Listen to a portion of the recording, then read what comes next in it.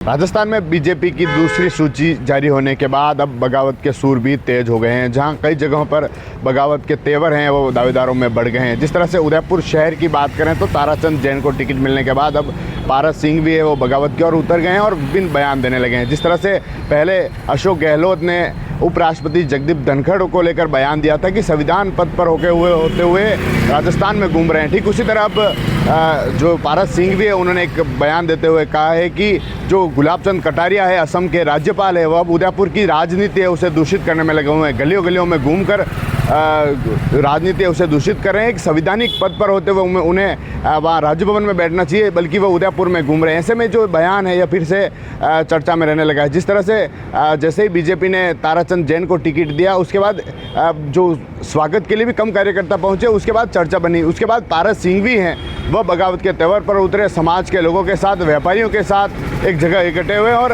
उन्होंने आह्वान किया कि जिस आदमी को टिकट दिया है वह बीजेपी से जुड़ा हुआ था, लेकिन उतनी जिस पद पर होना चाहिए या फिर जिस तरह से उसका कार्यप्रणाली होनी चाहिए वह कार्यप्रणाली पूरी तरह से संतुष्ट में नहीं था, लेकिन फिर भी उसे पार्टी ने टिकट दिया। जो धरातल स्तर पर कार्यकर्ता काम कर रहे थे उसे टिकट नहीं देने के आरोप भी पारस सिंह ने लगाए। ऐसे में बगावत की तेवर हो चुके हैं और अब गुलाब चंद कटारिया को लेकर बयान देकर क्या है कि संवैधानिक पद पर होते हुए जिस तरह से मेवाड़ और उस उदयपुर की राजनीति को दूषित करने में लगे हुए हैं, उन्हें एक राजभवन में बैठकर काम करना चाहिए, बल्कि यहाँ पर नहीं आना चाहिए या फिर संवैधानिक पद पर होते हुए इस तरह की जो कर रहे हैं वह नहीं करना चाहिए। ऐसे में अब चर्चा तेज हो चुकी है। जिस तरह से गुलाब चंद कटारिया और वसुंधरा राजे की जो मुलाकात हुई थी उस मुलाकात की चर्चा बनी और ताराचंद जैन को टिकट मिलने के बाद अब फिर से कवायद हो चुकी है। अब क्या पारस सिंह भी बगावत करेंगे या फिर समझाया जाएगा उन्हें, बड़े आला कमान है वह उन्हें समझाने में जुटेंगे, इस तरह की चर्चा बनी हुई है। अब लोग भी कई तरह की अटकलें लगा रहे हैं मेवाड़ की राजनीति को लेकर